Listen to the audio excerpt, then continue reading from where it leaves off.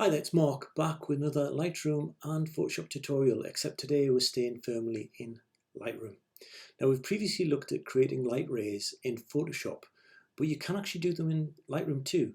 And today I'm going to show you in what hopefully is going to be a relatively short video how to get from here, which is a picture inside Newcastle Cathedral, to here. Or at least most of the way. There might be a little bit of homework for you to finish off with. If that's something you're interested in doing and find out that, you know what, it's not that difficult, then stick around. I will play the titles. You can, if you choose to, look down below in the notes, find the link to the zip file which contains this image, download it, and we'll work through this together. See you in about 8 seconds.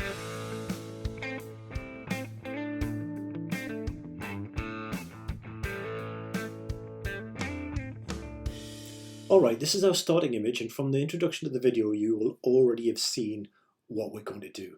We're going to have light rays coming from the light sources down to the floor. But just for the avoidance of doubt, let's just map this out. So I'm going to click here for our local adjustments, and I'm going to click a brush, and I'm going to have a relatively small brush, which it already is. If it wasn't, we can always just adjust the size here like this, or indeed we can use our left and right square bracket keys to do that. And I'm going to click here once on the window. Now one of the features of using the brush, and it's a great tip, is you can now relocate, hold down your shift and press click again, and you get a straight brush stroke from between the two clicks. Let us bump up the exposure so I can really see this. And let's do the next light along, which is this pool here, and it's coming from a window probably there. So I'm going to click once there, hold down my shift, click again there. Then we've got this third one which is coming from this window, click once, relocate, hold down my shift, click again. Then this fourth pool is coming from behind here somewhere, click once, relocate, shift and click again. So that's kind of where our light beams are going. Now if I just bump over to a raise, so I'm now erasing with this brush, and I'm going to make it a bit bigger. Clearly you won't see them here because they're passing behind the arches. You will see them in front of these ones, however. And from then on it becomes indeterminate about exactly which window is doing what, so we're okay just by making sure the obvious one, which is here, is removed. And that's kind of what we're going to do. But there's one more thing we can do with this tip, and I'm going to do this on the ceiling just so you can see it a bit easier. We already know, if I make this a bit smaller, if I click once, relocate, shift, click again. Oh, sorry, I'm still on erase, aren't I? Let's go back to brush. I don't take my mistakes out, I leave them in because we all make them.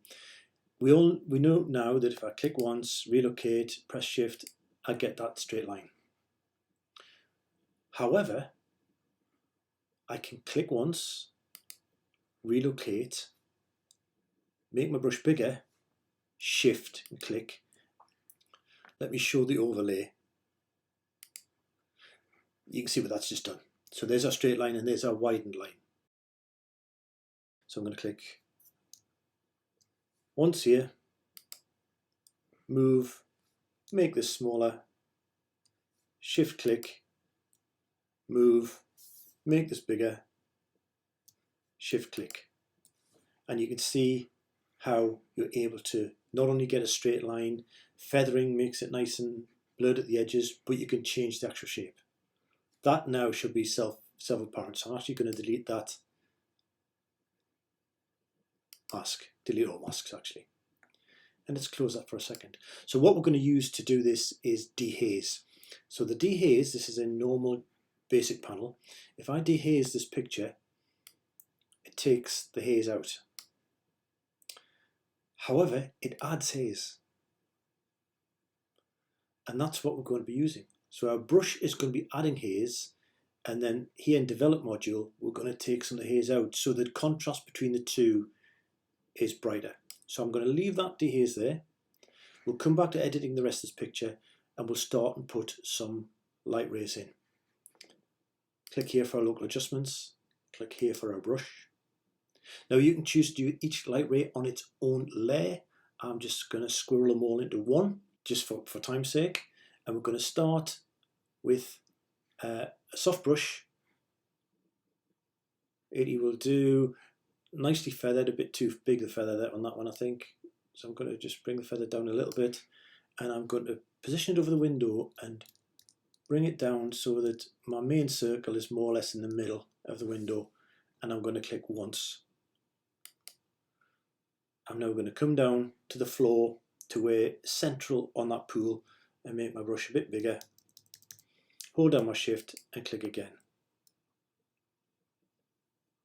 And this would be right, you would see the effect more against the dark as you look through, and you'd see it less against light when you look through. So let's carry on. I'm now going to move up to this one, reduce it, click once, and that's probably from a window that's behind there. So I'm lining it up between this window and this window, so roughly there. Make it smaller. Shift, click, that's that one. Now while I've got it small, I'm coming over to this one, click, and come down to a third pool of light. Make it bigger. Shift, click, move over my next pool of light. Click, move up to that window. A small, shift, click. All right, they are our light beams. So let's make them look like light beams. At the moment, when you add a brush or any effect without changing any parameters, it will by default stay in the overlay color. My overlay color happens to be red. But as soon as I start changing things, it will move off. Now the first thing I'm going to change is I'm going to blow the exposure up and the dehaze, because I want it very visible on screen to help me do the deletions. Now we can subtract, or what I prefer to do is just click on the erase. So I move my brush from being put the effect on to take the effect off. I'm going to make it a little bit bigger. I'm going to feather it just a little bit, and we're going to get rid of all the effect here. Another way to keep an eye on what you're doing could be to tap O for overlay, or indeed click this to bring the reds back. But I'm just going to do this just by eye because I want to make sure it looks correct. Because O for overlay, that tells me that yes, I have removed this from here, but it doesn't tell me what it looks like. And I'm deliberately leaving a little bit there because the light is kind of diffracting around the corner as it comes. So O for overlay to get rid of that. I do want a little bit of light spillage there. And it's, remember what we said, is just mainly this first column that we want it away from. And they are our light rays. So I'm going to put the exposure back. And then there's our dehaze coming in. I'm going to add a bit of clarity into that as well.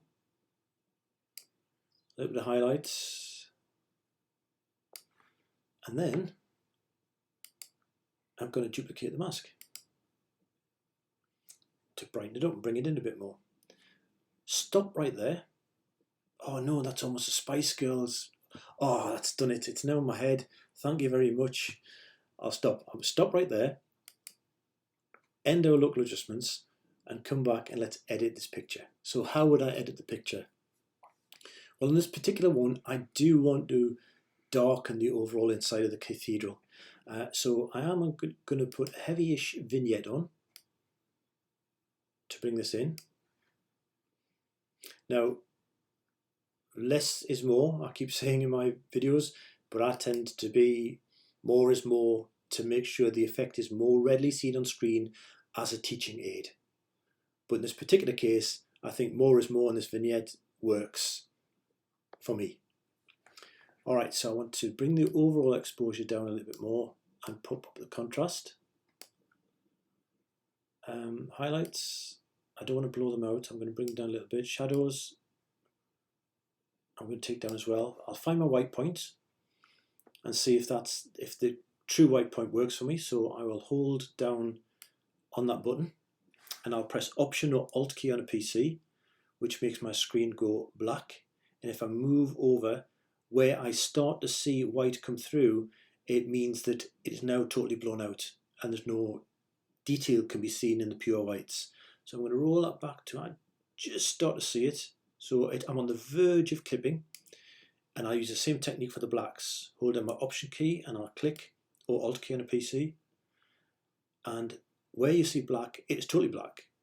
In fact, if I leave it there, you can see no information in there whatsoever. So let's go back to holding down my Option or Alt key, click on there, and I roll back. Ideally to when you just start to see blacks, but I don't mind in this particular issue, in this particular picture, sorry, losing detail in the rafters and places. So I'm going to take my black point, probably about there, and bump up a little clarity. That's kind of it. I'm now going to revisit our Lightrays, this mask. I'm going to add a little bit of exposure into it, and I'm going to duplicate it again just to see what that does. That's far too strong, but with the mask there, I'll undo the exposure, I'll undo the highlights. This is our third copy, and now I'm just going to get rid of the clarity. I'm now just going to play with the dehaze. So this is kind of my fine tuning, and you can see them start to come through. And that's it. It's a case of playing with this, using your masks, draw straight lines with your brush, and you can change the size of the brush during that straight line. And that's how you start to bring Lightrays in. Let's close this now. Now, with a little bit more time and effort and attention to detail, this was my final picture. So there you go. I hope you enjoyed that. I've put a different bit of a crop on it. I've lightened some of the other areas, including in some of the other recesses, just to pick things out a little bit. But essentially, that is the technique. So if you like that, please consider subscribing, give this a thumbs up, and leave any comments you like or any questions. And I will leave it there until next time. Bye for now.